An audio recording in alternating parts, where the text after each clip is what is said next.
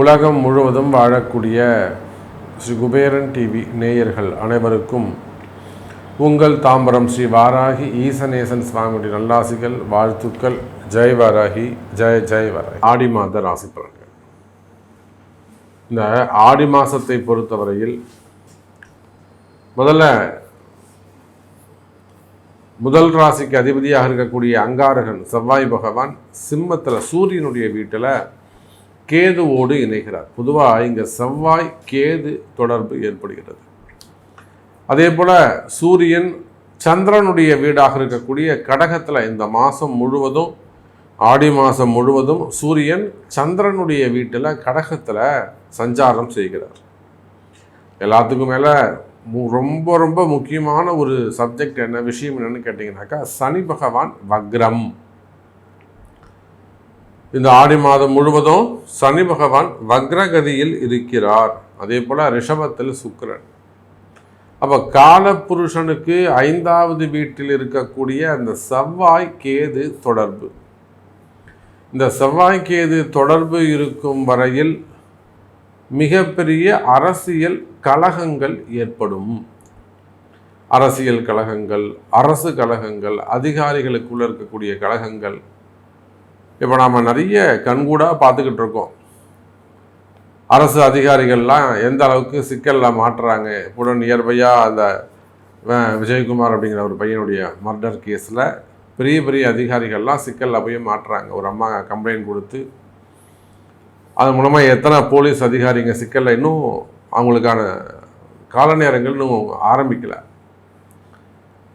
அப்படி அந்த அம்மாவை கைது செய்வார்கள் ஆனால் எல்லா அதிகாரியும் மாட்டுவாங்க. அப்போ அதை போல் இதெல்லாம் தான் நம்ம சொன்னோம். இந்த சூரியன் சேர்க்கை, சனி சூரியன் செவ்வாய் சனி சேர்க்கை இருக்கும்போது இந்த அரசியல் கலகங்கள்லாம் ஏற்படும் அப்படின்னு நம்ம சொல்லியிருந்தோம். அப்போ கிரகங்கள் அது தங்களுடைய வேலையை, பணியை சிறப்பாக செய்கிறது. ஒரு கிரகம் அந்த இடத்துல நின்றுதுன்னா அது அந்த வேலையை செய்யும் அப்படிங்கிறதுக்கு நாம் இதுக்கு முன்பு சொன்ன பதிவுகள் ஒரு உதாரணம். இந்த மாதிரிலாம் கலகங்கள் ஏற்பட போகுது, அரசாங்கத்துக்கு ஒரு அவப்பேர் ஏற்படும், அரசியல் அதிகாரிகளுக்கெல்லாம் மிகப்பெரிய ஒரு சிக்கல்கள் வந்து சேரும். இதெல்லாம் நம்ம போன மாத பதிவுகளில் உங்களுக்கு சொல்லியிருக்கோம். அப்போ அதை போல் இப்போ 5ஆம் இடத்துல காலபுருஷனுக்கு 5வது வீடாகிய சிம்மத்தில் இந்த செவ்வாய் கேது இருப்பது, அவர் அங்கே இருக்கிற வரையிலும் அந்த கேது செவ்வாயானவர் கன்னிக்கு வரணும். அதுவரையிலும் அரசு அதிகாரிகள், குறிப்பாக காவல்துறை அதிகாரிகள் ரொம்ப எச்சரிக்கையாக கவனமாக இருக்க வேண்டும். அப்படி இல்லை சாமி, நீங்கள் சொல்கிற மாதிரி எனக்கு கஷ்டம், அது ட்ரபிளாக மாட்டிக்கிட்டேன், சரி இந்த மாதிரி ஒரு ப்ராப்ளம் இருக்குது, நான் அதை கிளியர் பண்ணணும் அப்படின்னா நிச்சயமாக அது உங்களுக்கு உங்கள் பிறப்பு ஜாதகம் தான் பேசும். அப்போ ஜாதகத்தை வச்சு நீங்கள் வழிபாடு செஞ்சால் தான் நீங்கள் ரெக்கவரி ஆகவே முடியும். டிபார்ட்மெண்ட் வைஸ் நீங்கள் எவ்வளோ பெரிய அதிகாரியாக இருந்தாலும் சரிதான். ஏன்னா நான் தான் சொல்லிட்டேன், ஐஏஎஸ் ஐபிஎஸ் அதிகாரிலேருந்து செக்ரட்டரியிலேருந்து எல்லாருமே இப்போ சிக்கலில் மாட்டுறாங்க. அப்போ இந்த செவ்வாய் கேது என்பது ஒரு அரசாங்கத்தையே ஆட்டி படைக்கக்கூடியது. நீங்கள் அதிகாரி ஏமாத்துறோம். அப்போ ஆகினால் இந்த 5வது வீட்டில் இருக்கக்கூடிய செவ்வாய் கேது பொதுவாக அது ஒரு வீடாக இருக்கட்டும், அரசாங்கம்னா கலகம் இருக்கும், அவப்பெயர் இருக்கும்னா, நீங்கள் ஒரு ப்ரைவேட் செக்டரில் ஒர்க் பண்ணுறீங்க, அங்கேயும் அந்த கலகங்கள், வீண்பழிகள் இருக்கும். ஒரு குடும்பம், ஃபேமிலி உங்களுக்கு கொஞ்சம் நேரம் சரியில்லாமல் இருக்குது அப்படி வச்சுப்போமே. ஒரு ஃபேமிலி நல்ல குடும்பம், ஒரு கூட்டு குடும்பமாகவோ தனி குடும்பமாகவோ இருக்கீங்க, கணவனுக்கோ அல்லது மனைவிக்கோ யாரோ ஒருத்தருக்கு ஜாதகம் கொஞ்சம் சுமாராக இருக்குது, கெட்ட நேரம் நடக்குது அப்படி வச்சுப்போமே. இந்த செவ்வாய்க்கு அங்கே வேலை செய்யும். அப்போ குடும்பத்தில் அந்த கலகத்தை உண்டு பண்ணிடும், ஒரு பிரிவை ஏற்படுத்திடும், மிகப்பெரிய மன வருத்தத்தை. அப்படி இல்லைன்னா ஒரு கலகம்னா இல்லாததை இருக்கிற மாதிரி நம்புறது, இல்லை நம்புற மாதிரி நடிக்கிறது. இப்போ வீண் பழிகள் இதெல்லாம் அங்கே ஏற்பட்டுவிடும். இந்த கிரக அமைப்புகளை கொண்டு நம்ம இந்த ஆடி மாதம் ஒவ்வொரு ராசிக்கும் உங்களுக்கெல்லாம் எப்படி இருக்குது அப்படின்னு தனித்தனியாக பார்த்துடலாம். உங்களுக்கு என்ன செய்ய போகுது, உங்களுக்கு என்னெல்லாம் நல்லது நடக்க போகுது அப்படின்னு பார்க்கலாம். வாருங்கள். அன்பார்ந்த மிதுன ராசி அன்பர்களே, ஆடி மாதம், இந்த ஆடி மாதத்தை பொறுத்தவரையில் மிதுன ராசி அன்பர்களுக்கு மிக சிறப்பாக உள்ளது. காரணம் என்னன்னா, 3ஆம் இடத்து அதிபதியாக வரக்கூடிய சூரிய பகவான் 2ஆம் இடத்துல தனஸ்தானத்தில் அற்புதமாக சந்திரனுடைய வீட்டில் அமைந்திருக்கிறார். 2 ஒளி கிரகங்கள் தான் இருக்குது. மொத்தமே 9 கிரகங்களில் 2 தான் ஒளி மிகுந்த கிரகங்கள். ஒன்று சூரியன், மற்றொன்று சந்திரன். இப்போ இரவல வெளிச்சம் தரக்கூடியது சந்திரன். எப்பேற்பட்ட இருட்டிலும் நமக்கு வழிகாட்டியாக இருக்கக்கூடியது வளர்பிறை சந்திரன். அப்பேற்பட்ட சந்திரனுடைய வீட்டில் அமையக்கூடிய சூரியன் மிதுன ராசிக்கு 2ஆம் இடம் தனஸ்தானம். ஆகையினால இந்த சூரியனுடைய அமைப்பு பொதுவாகவே நீங்கள் வேணால் ஒரு கால்குலேஷன் எடுத்து பாருங்கள்.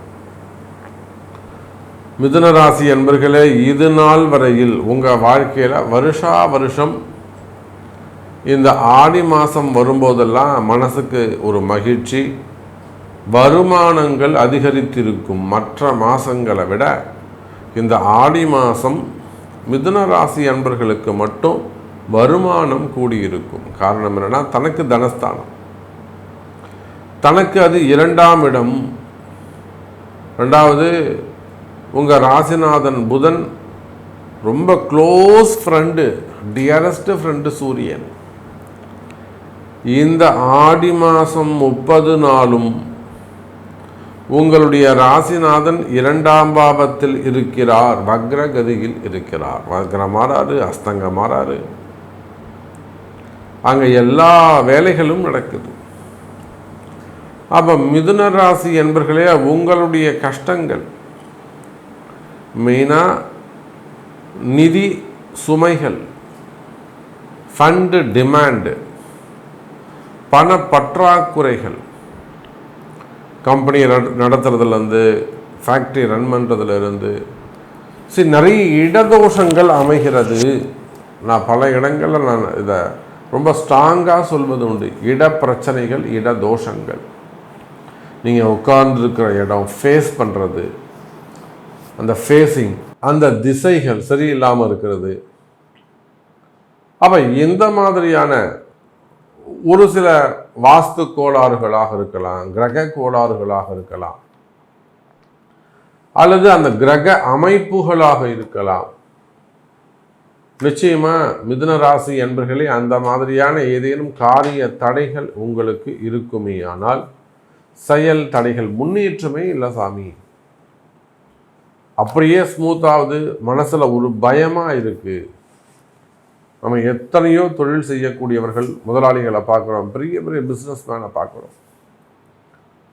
அவங்க பரம்பரையாக அவங்க அப்பா ஒரு பிஸ்னஸ் பண்ணுவாங்க, அவங்களுக்கு அப்புறம் அதே பிரான்ச்சஸ் எடுத்து பையன் பண்ணுவார். அப்பாவை விட பையன் ரொம்ப கிளவராக இருப்பார், ரொம்ப டேலண்டாக இருப்பார். அப்போது அடுத்து அந்த குடும்பத்தில் தொழில் செய்யக்கூடியவர்கள், பெரிய பெரிய கம்பெனிகள் வச்சு நடத்தக்கூடியவங்க, பெரிய ஃபேக்ட்ரிஸ் வச்சு நடத்தக்கூடியவர்கள், சிப்காட் நிறுவனங்கள், மேனுஃபேக்சரிங் யூனிட்ஸ், எக்ஸ்போர்ட் பண்ணக்கூடியவர்கள், தொழில் அமைப்புகள், தொழில் நிறுவனங்கள், விவசாயம் சார்ந்த தொழில்கள்.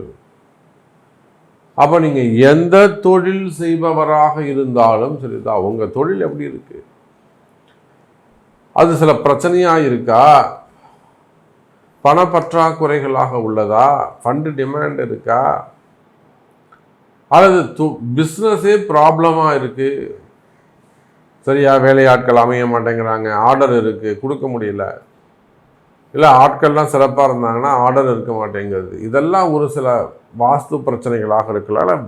ஸ்பெசிஃபிக்காக அவங்களுடைய பிறப்பு ஜாதகம், அந்த இடப்பிரச்சனைகள். அப்போ அந்த மாதிரியான இடப்பிரச்சனைகள், இடதோஷங்கள், உங்கள் மெயினாக பிஸ்னஸ் ப்ராப்ளம் இருக்குமே ஆனால்,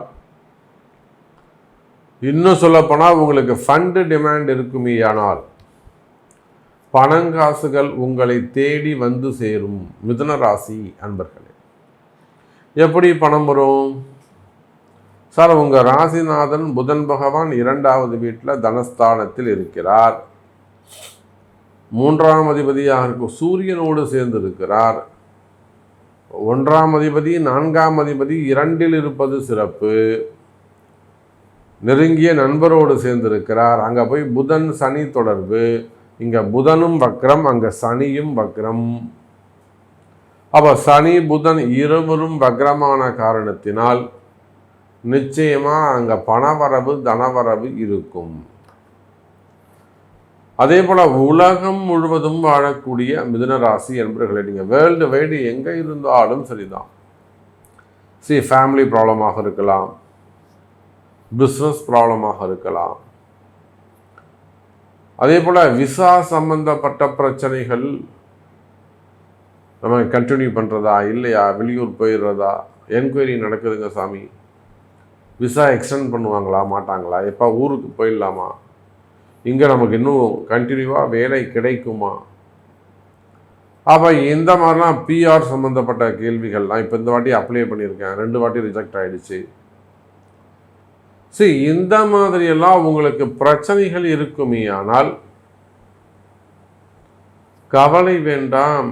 மிதுன ராசி அன்பர்களே, இந்த ஆடி மாதம் அந்த மாதிரியான உங்கள் அந்த பிஆர் சம்மந்தப்பட்டது, என்கொயரிகள் சம்மந்தப்பட்டது, விசா சம்மந்தப்பட்டது, இன்னும் சொல்ல போனால் தேவையில்லாத வம்பு வழக்குகள், ஆக்சிடென்ட் கேஸாக இருக்கலாம், போட்டி பொறாமையால் வந்த கேஸாக இருக்கலாம், பதவிகளால் வந்த கேஸுகளாக இருக்கலாம். வம்பு வழக்குகள், கோர்ட்டு கேஸு, அந்த மாதிரியான ப்ராப்ளம், போலீஸ் கேஸ் சம்மந்தப்பட்ட பிரச்சனைகள், எதிரிகளால் வந்த தொந்தரவுகள், அல்லது ஜாப் ரிலேட்டடாக ஏற்பட்ட பிரச்சனைகள். நான் இந்த ஜாப் பண்ணுற சாமி இந்த மாதிரி அங்கே எனக்கு போட்டி பொறாமைகள் அதிகமாகிடுச்சு, நான் செய்யாத குற்றங்களில் சிக்கலில் என்ன மாட்டி விட்டுட்டாங்க.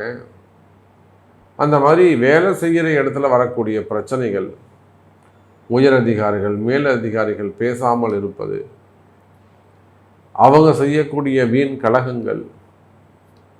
அப்போ இந்த மாதிரி வேலை செய்கிற இடத்துல, தொழில் செய்கிற இடத்துல உங்களுக்கு ஏதேனும் பிரச்சனைகள் இருக்குமே, ஆனால் அவையெல்லாம் கூட விலகும். மெயினாக ஜாப் ரிலேட்டடாக கொஞ்சம் இம்ப்ரூவ்மெண்ட் இருக்கும். அதே போல தான் கொடுக்கல் வாங்கல், டிரான்சாக்ஷன் பிஸ்னஸ், ஃபைனான்ஸ் பிஸ்னஸ் செய்யக்கூடியவர்கள், பேங்க் செக்டர்ஸில் ஒர்க் பண்ணக்கூடியவங்க, insurance, bank sectors, loan recovery team அல்லது லோன் கொடுக்கறது, இப்போ பேங்க் செக்டரில் ஒர்க் பண்ணக்கூடியவர்கள், ஃபினான்ஸ் பிஸ்னஸ் பண்ணக்கூடியவர்கள், நிச்சயமாக டிரான்சாக்ஷன் உங்களுக்கு இந்த முறை இந்த மாதம் டிரான்சாக்ஷன்ஸ் நல்ல முறையில் இருக்கும். பணங்காசுகள் வந்து சேரும். இன்னும் சொல்லப்போனால் மிதுன ராசி என்பவர்களே, கடன் சுமைகள், கடன் பிரச்சனைகள் இருக்குமே, ஆனால் அந்த கடன் சுமைகள், கடன் பிரச்சனைகள் குறையும். குடும்பத்தில் மகிழ்ச்சி, கணவன் மனைவி இடையே நல்ல மகிழ்ச்சி ஏற்படும்.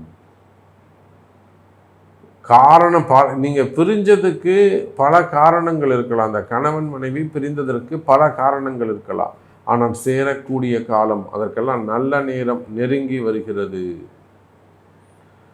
பிரிந்த கணவன் மனைவி மீண்டும் ஒன்று சேரக்கூடிய காலம். அதெல்லாம் சிறு சிறு வழிபாடுகள், சிறு சிறு பிராயச்சித்தங்கள், வழிபாடுகள். அன்னை வாராகி வழிபாடு செய்வீர்களே ஆனால், அறிந்து தெரிந்து செய்வீர்களே ஆனால் வெற்றி உங்களுடையதாக இருக்கும். கவலை வேண்டாம் மிதுன ராசி அன்பர்களே. உங்களுடைய கேள்வி என்ன என்பதற்கு உங்களுடைய பிறப்பு ஜாதகம்தான் பேசும் என்பதை சொல்லிக்கொண்டு மீண்டும் ஒரு அற்புதமான பதிவில் சந்திக்கிறேன். நன்றி, நமச்சிவாயம். ஜெய் வராகி, ஜெய் ஜெய் வராகி. ஸ்ரீ குபேரன் டிவியை பார்த்தமைக்கு நன்றிகள். மேலும் இது போன்ற தகவல்களை தெரிந்து கொள்ள ஸ்ரீ குபேரன் டிவியை சப்ஸ்கிரைப் செய்யுங்கள். மறக்காமல் பெல் ஐக்கானை கிளிக் செய்யுங்கள்.